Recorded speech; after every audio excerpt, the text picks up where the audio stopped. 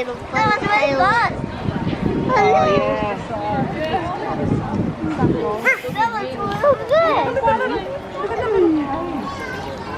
Let's put the little houses. Good morning everyone and welcome to Penguin Point.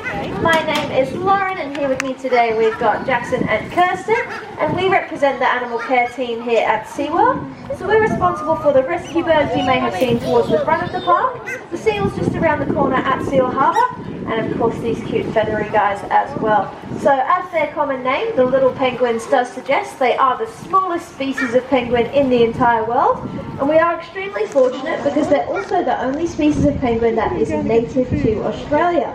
So we do often get asked if these guys belong at the ice towards the front of the park with the Antarctic penguins. Absolutely not the case. Nowadays you'll locally find these guys along the coastline of New South Wales, Victoria and Tasmania. But up until around 50 years ago, we actually had a colony that lived locally on Stradbroke Island as well. So they have, in the past, lived as far north as up here. But unfortunately, because we like to live near the beach, we forced these guys to migrate further and further south, so you won't find them that commonly up here anymore. But we do have 35 residents here at Penguin Point at the moment. Look at them go. And as you can see, feeding time is a bit chaotic. So when you first start working here, trying to learn the identifications of 35 different penguins can be extremely overwhelming. Because after all, most of the time a penguin does just look like a penguin. So does anyone want to have a guess as to how we might tell them apart? Yeah. Sorry? The tags, exactly. So it probably doesn't look like there's a system to you guys, but I promise there is one. So they're color-coded depending on the year that they were hatched, and then the arm that it's on depends on if they are a boy or a girl. So the girls will have them on the left, the boys will have them on the right. I personally think they should be swapped because, as we know, girls are always right.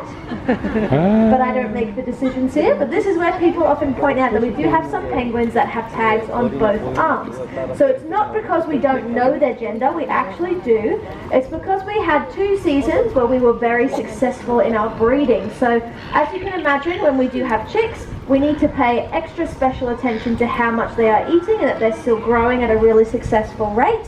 But if 7 out of 10 of those chicks are the same gender, they're going to have the same colour on the same arm. So it's a bit harder to be able to focus on those individuals when they look exactly the same while you're still learning to tell them apart. So that's where the double armband system comes into place. It just helps us ID them that little bit extra while we're still learning their physical features. But after a while, you can tell them apart by quite a few different things. So eye colour is a big one. Some of them have very brown eyes, some of them have really white eyes.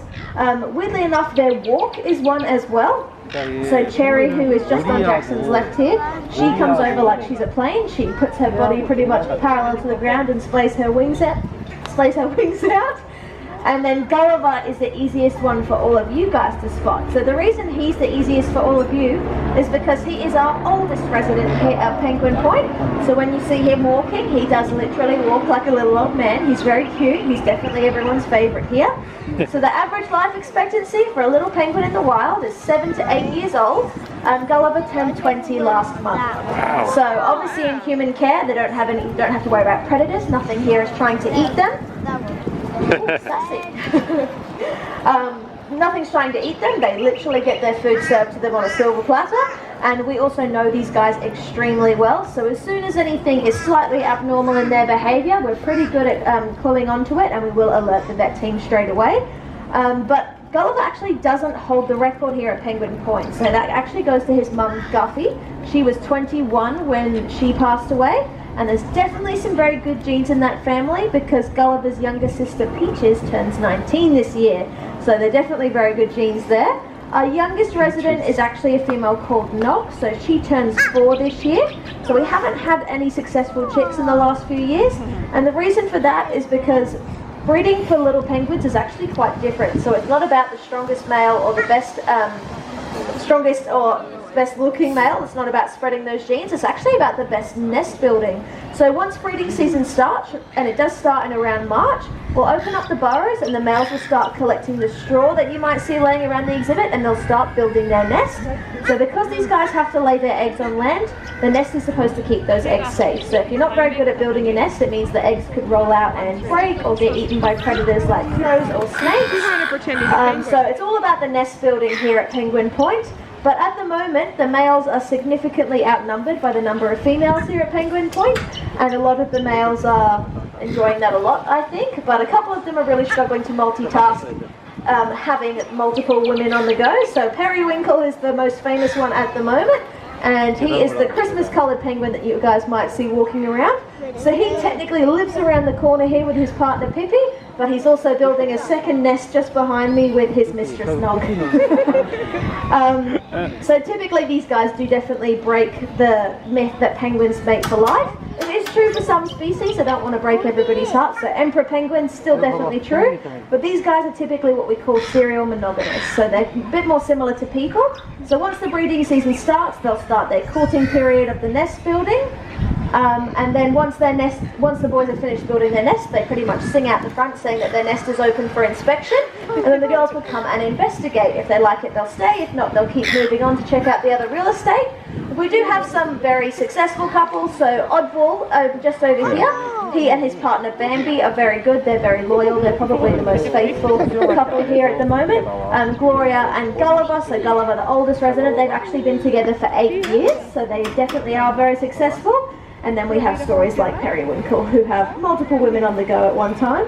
But Oddball, just before he pops away, I will point him out because he is actually one of our most famous residents because of his parents. Has anyone here seen the movie Oddball? Few people? Perfect. So Oddball wasn't in the movie, it was actually his parents that were in the movie, and they are both still here, Chip and Edith. So Chip is the star of the movie, he plays Pocket, and Oddball was filmed during breeding season here at Penguin Point, but breeding season had already begun, so pretty much everyone was already coupled up for the breeding season. Chip, despite being our best nest builder year after year, was super unsuccessful in his quest for love. The year that Oddball was being filmed, he actually tried to increase his odds, and he kicked out his next door neighbour and had 2 burrows and 2 nests. Still no luck with the ladies, unfortunately. Edith was also single at the time, so she was also used for the filming of Oddball. But as soon as Chip became a movie star, Edith all of a sudden became very interested in Chip, which I find quite ironic. So when you see Pocket running around the screen of that movie, it is Chip running to the new love of his life, Edith, because he couldn't bear to be apart from her in case she might change her mind.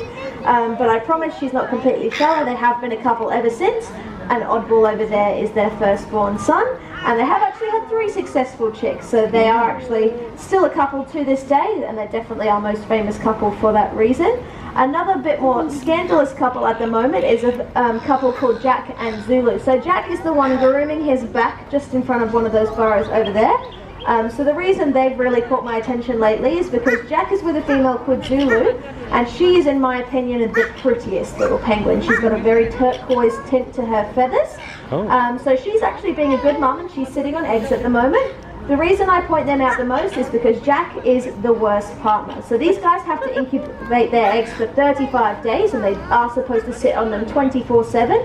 So most of our couples do have a pretty good tag teaming system. One will come and eat in the morning, the other will come and eat in the afternoon. Depending on if they like to eat in the land versus in the water, sometimes they'll swap each other out just during the feed, and sometimes it will be I'll eat today, you eat tomorrow scenario. Jack, however, absolutely terrible partner. The other day, poor Zulu had to witness something awful where Jack was doing what he was doing now and basically loitering around, killing time, not going back to his partner with the eggs. And Triton, the yellow-banded female who's sticking her head into that burrow down there, Jack all of a sudden decided that he would give it a shot with Triton, and Zulu came out of her burrow, which is just above where all the straw is on that, the rocks there. She came out and she literally just started screaming because she could see Jack and Triton getting it on, and you could pretty much narrate the whole thing of her being like, I was being a good mum and I was sitting on the eggs, what do you think you're doing? And half the time we'll do our feeds and she'll kind of accept the fact that Jack's going to keep being a bad partner and won't come sub her out, and then you'll see her sprint out, grab a few fish from us, go in the water, give herself a quick clean, and then she'll run back to the burrow. But at this point during the feed, we have obviously moved to the water, and this is where people often start to clock on that obviously eating in the water is a lot more natural for penguins. In the wild, you're not going to see them eating any fish on land because that's not where fish live. So the reason we encourage them to eat on the land is because it actually enables us to give them a really good health assessment every day. So the AstroTurf is basically a station. It says to these guys, this is where you will receive your food. And then we've actually started voluntary weighing our penguins as well. So normally every morning feed we'll actually have small weigh scales out here and we'll weigh the penguins individually. But not only are these guys having to check who's coming over and how much they are eating, as they do come over to eat, they're also having a look at how they're walking, how their flippers are moving. When they come close enough to receive their fish, we can also look in their eyes and inside their mouth as well. So basically give them a really good health assessment every day without actually having to pick them up and handle them in any way. So that is why we do encourage them to eat on the land with us, but obviously it is completely natural for these guys to eat in the water, so that's where a few of them do choose to stay. Yes, that's why I've been here with the hose. The seagulls are super pesky to these poor little penguins. Sometimes they do actually get quite brutal and they'll stand here and try and stop the penguins from getting out of the water so they can't come and get their food. So yes, the seagulls are our arch nemesis here. But at this point during the feed, you'll start seeing a few behaviours. So Romeo in the corner over there, you might have seen him doing a bit of a shiver with his wings. And it's not because he's cold. As I said, it is a completely natural environment for these guys to live here.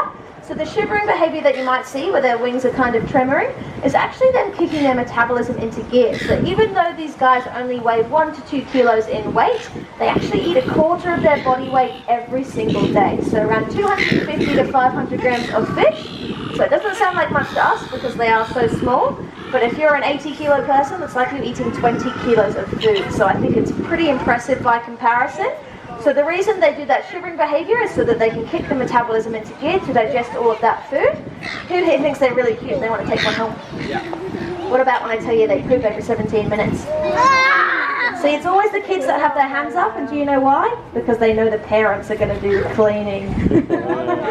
But I promise, we did clean here this morning. Unfortunately, 35 penguins go into the bathroom that regularly. They do rust significantly. But kids, if anyone's still wanting to do a trial run, I'll be here at 6 a.m. cleaning again if anybody wants to come join. No takers? Shocking. At this point during the feed, you'll also start seeing the grooming behaviours that I think Lisa is demonstrating right now, where they swim sideways and they rub their flippers all over their body. It's not because there's anything wrong with her. We do actually often get radio calls about penguins swimming on their side and if something might be wrong with them. It's because, believe it or not, penguins are actually not waterproof, which does confuse people quite a lot when I say that. But the way that they stop their feathers from getting logged with water, which makes them really heavy, is actually they've got an oil gland towards the base of their tail. So the way they stop themselves from getting logged with water is they'll spread that oil all over their body, and that's that behaviour that you see with their flippers, is them spreading it all over themselves so they don't get super logged with water. But as you can see, besides peaches, we have pretty much an indigo. We've kind of lost interest in our feed. So I will wrap it up there, but if you guys have any further questions about the little penguins or about any of our animals here at SeaWorld, feel free to let us know. We will be here for another 5 to 10 minutes or so just checking in on our parents that are sitting on those eggs. Otherwise, I hope you will enjoy your day here at SeaWorld. Thank you. Okay.